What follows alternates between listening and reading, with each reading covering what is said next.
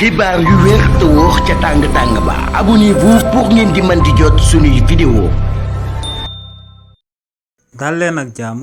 seen chaîne bi di Buzz 221 HD kii di Amadou Ba di ak personnalité politique bu kenn dootu présenté ci réew mi di Sénégal di njiitalu mouvement politique bi ñu dippee la nouvelle responsabilité am na ay problèmes yu ngand yi nga xam ne amoon nañoo juddu daal di jëm ci kawam. lu sabab lu tax ñu wax li ni mel moom mooy que ne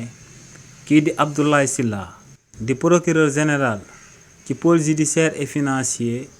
daal dinay génn daal di xamal Sénégalais yi que ne ginnaaw ba premier ministre bii di Ousmane Sonko ci mois de septembre 2024 bi ñu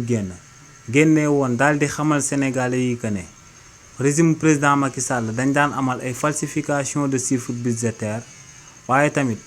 waa Cour des comptes daal di génnee akub rapport daal di firndeel que ne kàddu yooyee kàddu yu wër la ñu ne deetawaay waa FMI tamit daal di ñëw daal di dëggal lu waa Cour des comptes ak lu premier ministre bii di Ousmane Sonko waxoon na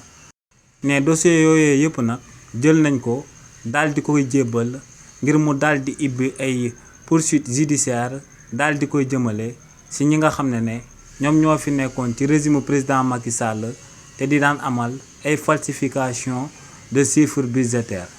kàddu yooyee kii di Abdoulaye Sylla daal di yëkkati nag képp ku ci amal akub ñàngat nga gis que ne kii di Amadou Ba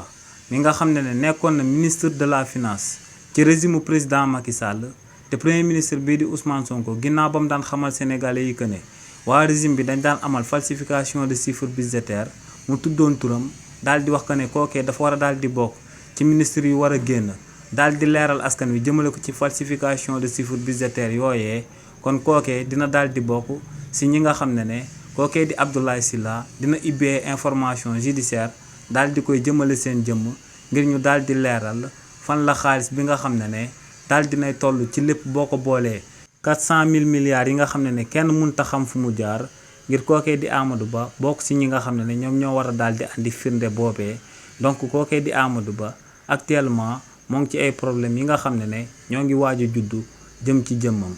xibaar yu wér te wóor ca tàng-tàng ba abonnez-vous pour ngeen di mën di jot suñuy vidéo.